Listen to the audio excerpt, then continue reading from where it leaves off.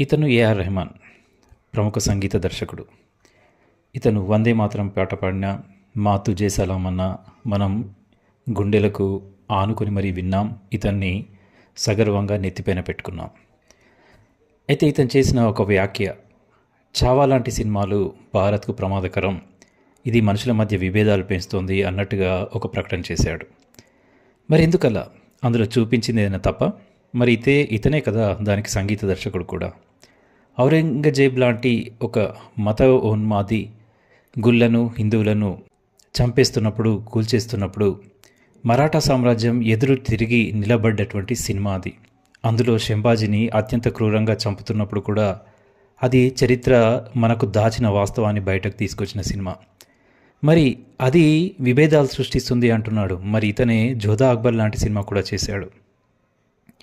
అందులో అక్బర్ని క్వాజా క్వాజా అంటూ, అంతెత్తు యువరాజు అంటూ, చక్రవర్తి అంటూ పేర్కొన్న పాటలు కూడా ఉన్నాయి. మరి అది ఎందుకు విభేదాన్ని తీసుకురాదు?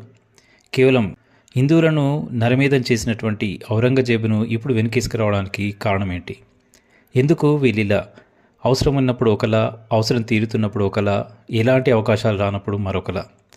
ఈ మరకలందరినీ మనం గమనించాల్సిన అవసరం ఉంది.